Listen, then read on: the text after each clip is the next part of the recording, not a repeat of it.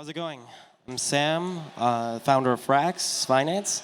We do stablecoins, so I have a pretty philosophical talk on stablecoins for you guys today. And let's get right down to it.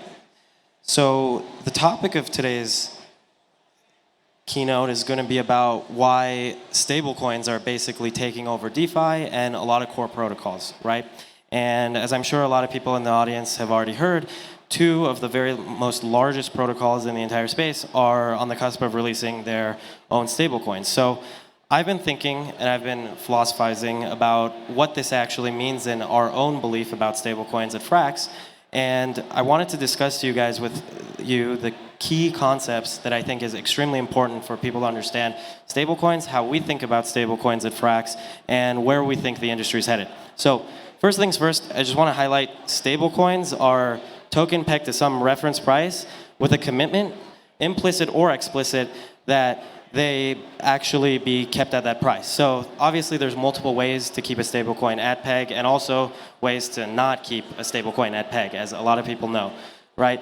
But it can be pegged to anything, usually US dollars, but also, as we'll see, there's ETH pegged stablecoins is how we think about LSDs. Second of all, the core concept of this talk that I'm going to try to persuade everyone on in terms of my own beliefs and a decent amount of people on the Frax core team's view is stablecoin maximalism. And as far as I know, this is the first time this actual belief has been explicitly defined and actually talked about is on this stage. So stablecoin maximalism says that most crypto protocols converge to become a stablecoin in the long term, or stablecoins become of central importance to their existence. So it's actually not saying anything like there will be one stablecoin, everything else will be destroyed, there will be Tether or Frax or USDC or something. It actually says that everything slowly converges to some kind of stablecoin. And the last concept is monetary premium. And this is pretty simple, and I think a lot of people will understand this because monetary premium is just demand for a issuer stablecoin to be held and used as money without actually expecting rewards or an interest rate or any kind of actual payment, aka actual demand for your liability, which is extremely important, right? Like when people use USDC, you don't expect Circle to pay you an interest rate, even though you know they are earning treasuries, right? They don't pay it to you, but you use it because USDC is useful. It is actually useful as money. So now that we have the core three concepts, this is the actual main topic of this conversation, which is given sufficient time and given sufficient size, almost every DeFi primitive converges on becoming stablecoin-like. And also the second concept here is every stablecoin at scale converges on the same universal structure. So there's many stablecoins, they all have good stability mechanisms, some bad stability mechanisms, but the second concept here is really important is every stablecoin at scale converges on the same structure. So let's take a look at this structure. Let's just start with the one that everyone is familiar with, the classic fiat coin, and the one everyone loves, USDC, right? So the structure of USDC, extremely simple. As from their last attestation in January, they have for about 43 billion USDC, they have about 33.6 billion treasuries in their balance sheet, and they have about, give or take, 9.8 billion cash in their accounts, right? And the way that I like to think about it is there's two parts to this. The risk-free yield of a stablecoin's balance sheet, and then the swap facility, right?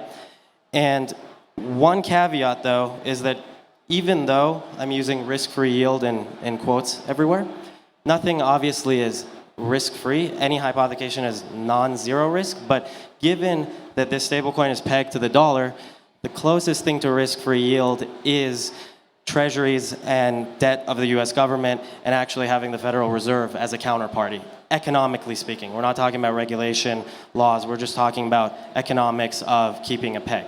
So this structure, in my opinion, is the most scalable and the safest from a peg perspective of a dollar peg stablecoin. So let's look at other stablecoins or things that I contend are stablecoins and see if they share the same kind of structure. Something that everyone is probably familiar with is Frax recently launched frxETH, which everyone really calls a liquid staking derivative. However, we actually said that frxETH is the first ETH-pegged stablecoin, at least for Frax Finance's protocol. And so I wanted to go over this because I think the next frontier in stablecoin design is liquid staking derivatives. There will be a LSD summer. There will be more liquid staking projects. But the core concept that I think everyone should take to heart is the structure of a liquid staking derivative or an ETH-pegged stablecoin. There's a risk-free yield, which means in the Ethereum ecosystem, the closest thing to the lowest risk is running a validator competently and honestly, right? There's no other place to get closest thing to risk-free yield other than proof of stake staking, right? And there is a swap facility, similar to if you're a dollar-pegged stablecoin, if you have a curve pool, right? And we know that Lido incentivizes this with a lot of LDO tokens every single epoch, right? And so whether you have the swap facility or you pay a lot of money in tokens to rent the swap facility, it's the same underlying structure, right? And this is obviously done extremely well. Lido is a great protocol. stETH is the largest ETH-pegged stablecoin. And one thing I wanted to highlight here is frxETH is already third or fourth largest liquid staking derivative or ETH-pegged stablecoin.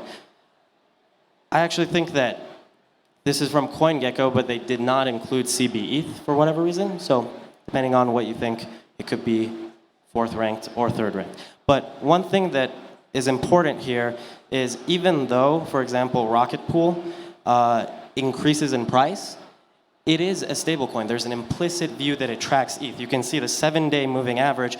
All of these track ETH, right? There's an implicit expectation that these things actually follow the underlying ETH price, whether there's rebasing mechanism that makes your balance of return exactly the same and the price of one unit returns to ETH, or you track the actual ETH price entirely, just like rETH. So let's take a look at frxETH, which is Frax Finance's ETH-pegged stablecoin. So frxETH is actually composed of two tokens. One is the stablecoin that gives you no yield. If you use it, you're using it for some other reason, whether it's to LP in some other place, hold it, use it for something in the future that might be useful to you. Thank you. And there's staked frxETH, which is the risk-free yield vault. If you stake frxETH stablecoin in there, you will get the POS rate. And as you can see, the structure looks fairly similar. There's a frxETH ETH curve pool that's managed by an AMO smart contract. And one thing that I think really highlights the design here is the frxETH supply and the monetary premium that's actually growing for the stablecoin. If you look on the right, you'll see that the blue is the frxETH supply that's growing that gets staked in the POS vault. If you look at the gold color up there, it's the frxETH that's LP'd in the curve pool, right, in the swap facility.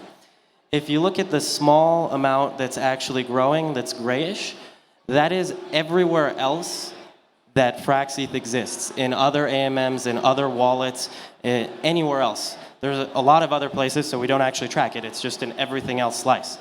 And as you can see, the supply of frxETH is obviously growing very, very fast, but the monetary premium, or the thing that people actually do with frxETH, is slowly increasing over time. That sandwiched slice at the very top is becoming a larger and larger piece of the proportion of the total supply. And we actually track that. You can go to fax.frax.finance/frxETH and actually check what people are doing with the frxETH ETH-pegged stablecoin. So here's continuing along the view of stablecoin maximalism, right? I wanted to bring up bridges. Bridges, in my personal opinion, are stablecoin issuers, whether they know it or not, okay? Bridges, the ultimate network effect for bridges is not just a commodity service of passing messages between two different chains. The most lucrative view of a bridge is a stablecoin issuer. Let's say this is a bridge that actually issues wrapped DAI, right? Because DAI doesn't, for example, it's not issued on Phantom, for example, right?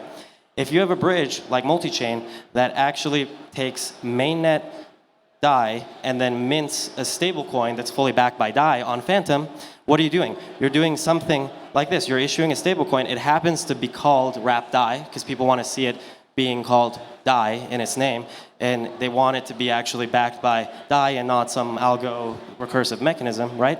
But what you want as a bridge issuer, a bridge stablecoin issuer, is for this wrapped DAI to be in the curve pool on Phantom. You want people to move around and use this wrapped DAI for everything on Phantom, right?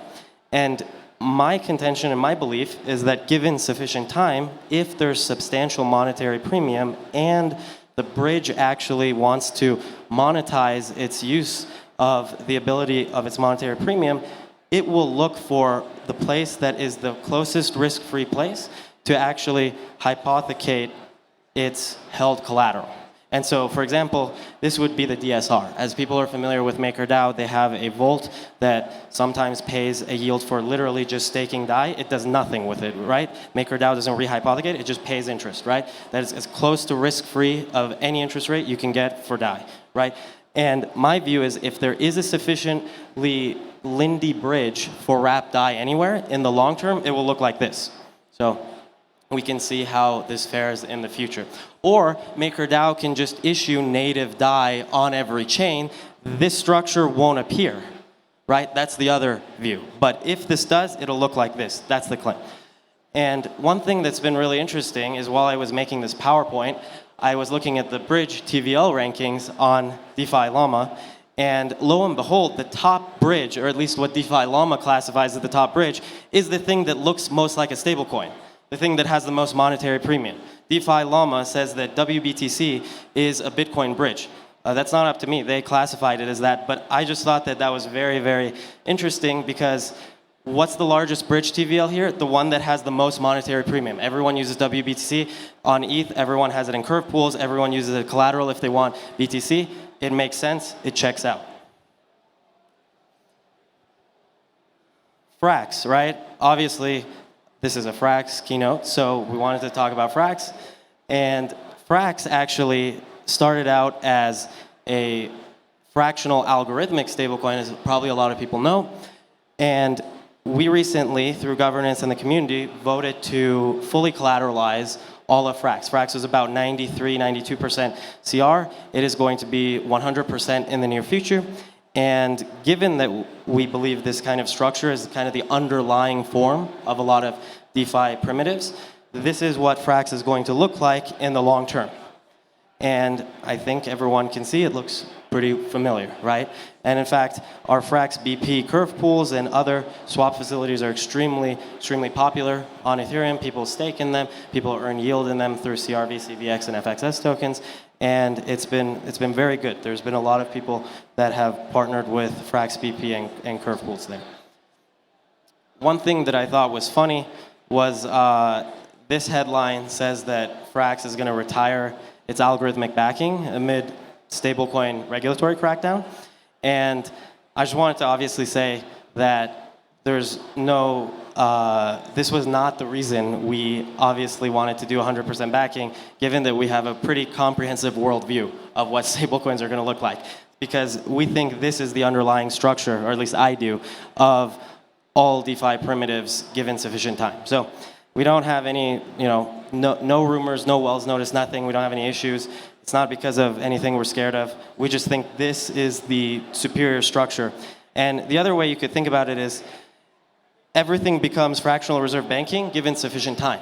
It just hopefully has to be properly safe fractional reserve banking, which is why we have the risk-free yield structure instead of extremely risky yield structure with a swap facility, right? It has to be the least riskiest proposition for the asset that you're pegging to.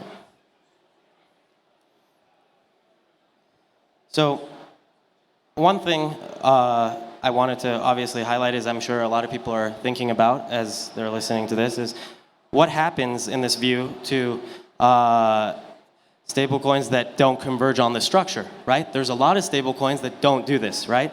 There's many of them, smaller market cap, there's many of them being started. And the main premise and the main conclusion that I personally have is that they don't scale. We haven't seen any empirical evidence of stablecoin scaling outside of this underlying structure. What you need is whatever asset you're pegging to, it has to have a two-pronged mechanism. The closest thing to the risk-free yield that you can monetize, the least riskiest possible thing in the universe financially to the asset that you're pegging to, and then a swap facility.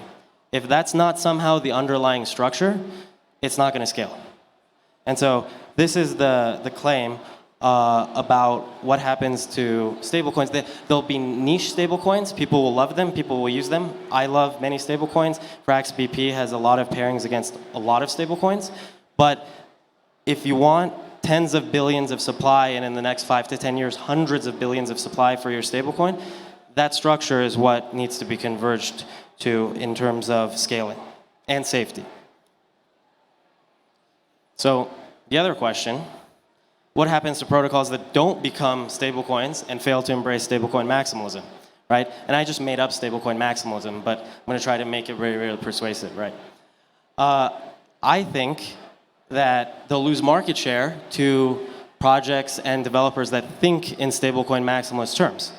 Maybe there aren't any, and so a lot of bridges will just compete among themselves with like fees for swaps, and they'll basically just be swap facilities between chains and passing messages between themselves. But if there is a bridge that embraces stablecoin maximalism, given sufficient time, it should, in theory, outcompete ones that don't embrace stablecoin maximalism.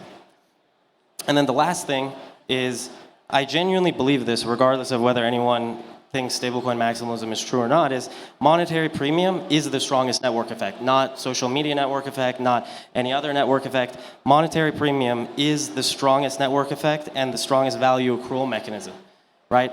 It is the thing that is the most important, the ability to issue a liability that people will use as currency in and of itself without actually expecting an interest rate or reward. And no one can fork that. No one can build that quickly. It's built over years, blood, sweat, and tears, right? It is the most important. It is what, is the reason Tether is on all centralized exchanges in hundreds of millions and Tether doesn't pay them. It's the reason all of us use USDC, don't expect Circle to pay us. It's the reason people are using Frax and DAI and have monetary premium and don't expect every single time to hold Frax in their MetaMasks and get rewarded for it, right?